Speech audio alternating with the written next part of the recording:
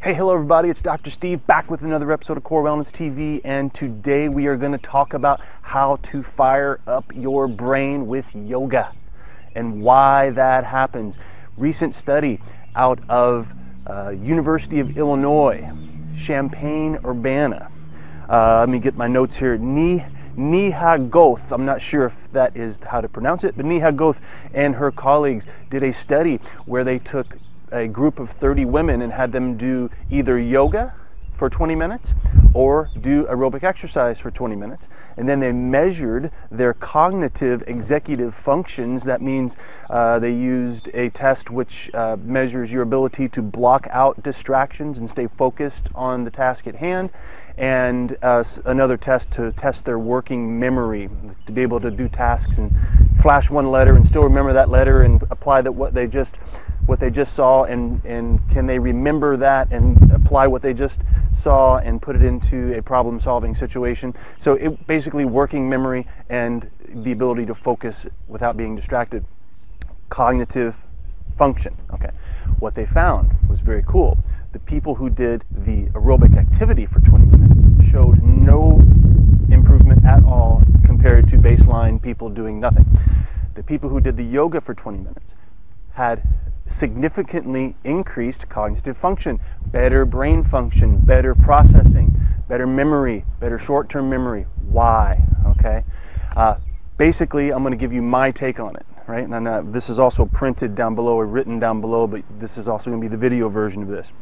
The first reason is, as Roger Sperry, who won a Nobel Prize for brain research in 1981, he states, the same reason that chiropractic works so fantastically and amazingly and sometimes miraculously is because the movement of the spinal joints is the windmill that powers the brain. That was his quote. The movement of the spinal joints is analogous to a windmill that's powering the brain. So spinal movement equals brain function. Your brain centers light up when you move your spine. That's why if you have a spinal joint that's blocked and not moving, like maybe the first cervical vertebrae or something like that, that's not moving through its full range of motion, it's going to block your brain function. That's why getting adjusted and focusing on good posture is so important. And that's why, one of the reasons why I think that the brain function increased. The next reason, another quote from Roger Sperry, he says that 90% of the brain's function is built, or 90% of the energy and the capacity of the brain is spent on relating your body with gravity, getting your body in relation to the gravitational field. So this is very, very important, because if your body is distorted and you have all these muscle imbalances of crossed posture syndrome and these other muscle imbalances and just anything that throws your body out of good alignment, you're going to waste more energy on trying to keep your body up and upright with gravity and good relationship with gravity. So you're going to waste more time and more energy on that, leaving you less time for cognitive processing. So that's the deal there. It's basically energy conservation for your brain, so you have more left over to think. That's my second hypothesis is why this happened. Third, basically stress reduction, pure and simple. Whenever you are mindful, we know that mindfulness meditation has a long history of showing stress reduction properties. And one of the and what I mean by mindfulness is that in yoga, what are you doing? You're paying attention to the quality of the movement. You're paying attention every moment to your breath. You're paying attention to your body. You're coming into the present moment. That's mindfulness. When you're in the present moment, you're not thinking about the future. You're not thinking about the past. You're not worried about what she said, he did. You're not worried about what to do tomorrow and what has to be done. You're right here, right now. The power of now, right? That has very strong stress reduction properties. So guess what happens when your stress is reduced? Blood gets to flow back up into your higher centers for processing, instead of whenever you're in fight or flight mode and you're stressed, your blood goes to your brainstem, and therefore you get the blood to run from the tiger, but all your cognitive centers are starving for oxygen, starving for blood, and so you can't think effectively. Think test anxiety, right? Getting stressed about a test and you don't test well. That's because all you want to do is run because you're scared, because you're nervous about the test. That's the idea. So stress reduction, better blood flow, better cognition. Everything flows better when you're in peace physiology, right? That's number 3. Number 4. This is coming from my recent reading on neuroplasticity from the book The Brain That Changes Itself by Norman Doidge. Thank you. All right. Thank you. What? Who am I talking to? Norman Doidge. He says, and this is basically what's true about brain plasticity, in order for the brain to function and get into learning mode and be ripe for bringing in new information and processing and learning, you have to have attention and focus on whatever it is on a task at hand. It can be learning something new. It can be intense focus and attention on learning a new language. It can be attention and focus on learning anything that's new and novel to you. Now, this, for these yoga participants, is something they're learning, and they're focusing on something new. They're putting all of their focus and attention, and this is also mindfulness, right? Whenever you're mindful of a new task, you're opening up the nucleus basalis, as it's called, and your attention system is on, your focus system is on, and it spills over into other areas of your life. So that's my 4th hypothesis as to why this helped, is because basically it ripened up the brain, turned on the nucleus basalis, improved memory. This is my 4th hypothesis. Number 5 is my favorite, and it's about centration. What does centration mean? Whenever you work on posture, yoga postures, for instance, one of the yoga postures was very simply doing one of the downward facing dogs.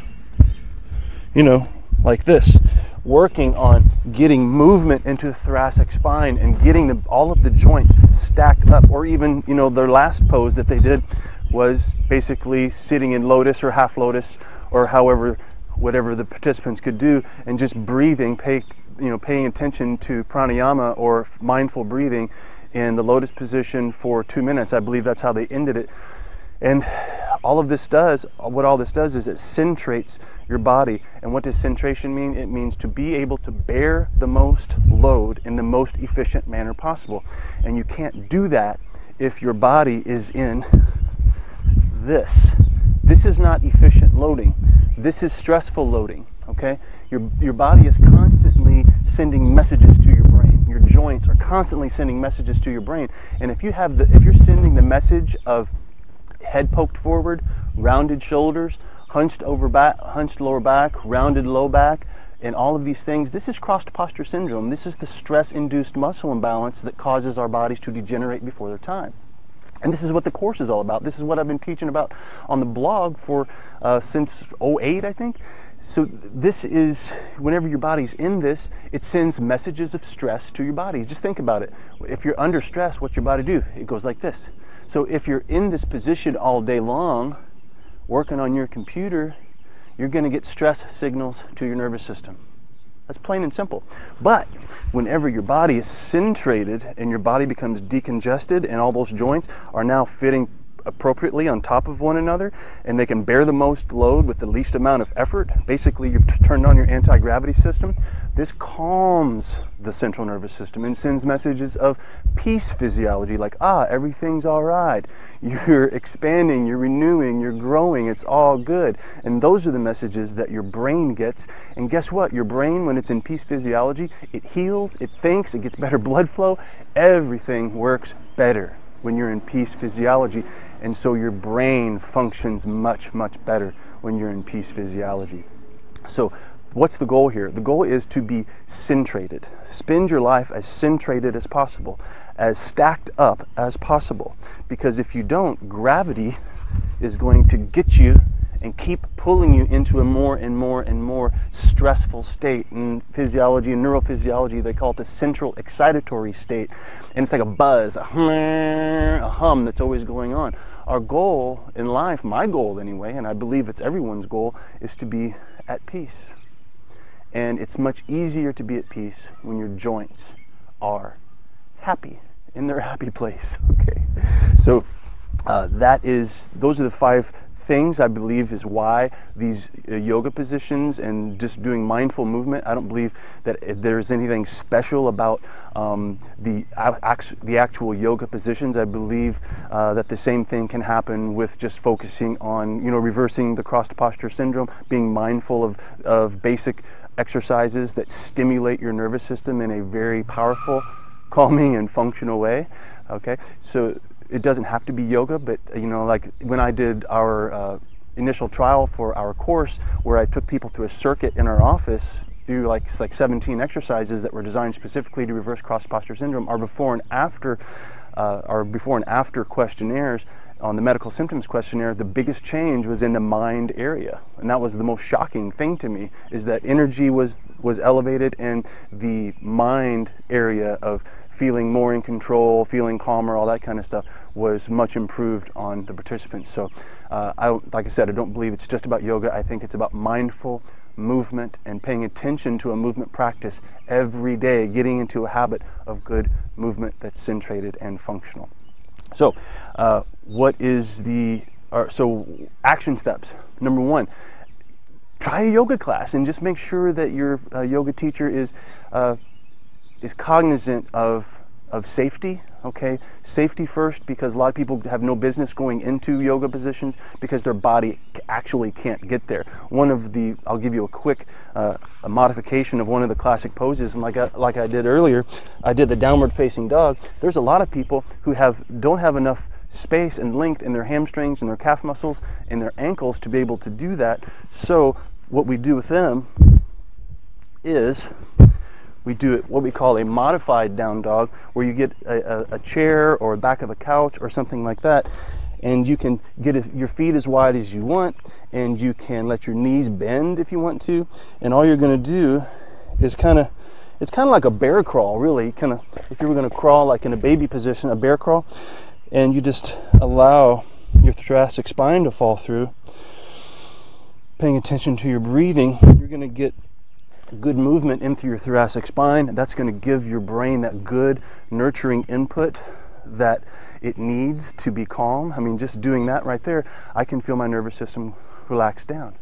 Okay, so and we do this exercise, or not this specific exercise, but there's some thoracic spine mobilization exercises in the free reverse CPS video series. If you don't have that, you can sign up here, look in the post below, and there'll be a link to it. I give like 6 or 7 exercises out of the comprehensive course for free, so you can have those and start feeling the benefits immediately. And then that's one thing to do. Make sure you're getting that free video series. Consider the comprehensive course. There'll be information on that down below too. It's got over 30 hours of audio video stuff from me. Place some focus and attention on your movement quality throughout your day. Movement quality throughout the day. So every time you reach up to get a glass out of the cabinet, how are you doing it? Are you doing it just kind of reaching up and your head's poked forward and you're reaching up like this? Or are you mindful of stacking everything up and then reaching easily up here without a shrug? Reach with your shoulder blade depressed like this. When you reach, think about reaching with your shoulder blade down instead of up. That up system gives your brain the message of stress, and it doesn't allow you to think appropriately and think well. So pay attention to your movement quality. That's really the new trend, and I think it's the trend that's here to stay. It's not about how strong you get, it's about how your movement quality rewires your brain. Okay, the Moshe Feldenkrais has known this for a long time. The Alexander teachers have been doing this for a long time, and now we are teaching it through the neurodevelopmental model coming out of Prague, and you can see more stuff on the site and in the course about that. But movement quality is what it's all about. And then the biggest thing is unleash that power that's locked up in those congested areas. One of the biggest congested areas that places that stress signal to your brain is your mid-thoracic spine. So that modified down dog that I just did there, and those T4 mobilizations that are in the free series, and just the foam angels that are in the free series, make sure you do those and pay attention to those, because you get movement through your thoracic spine, in through here, and then everything becomes easier because you can't fix the head forward posture until you fixed the thoracic spine mobility. Okay, so pay attention every day to that T4 area, or that thoracic spine area. You know, I call us a T4 nation, because we're just this whole nation of roundedness, right? And that T4, that's your youth, that's your vitality, that's your growth, and that's your expansion. You want to keep that, or else you're going to curl into this.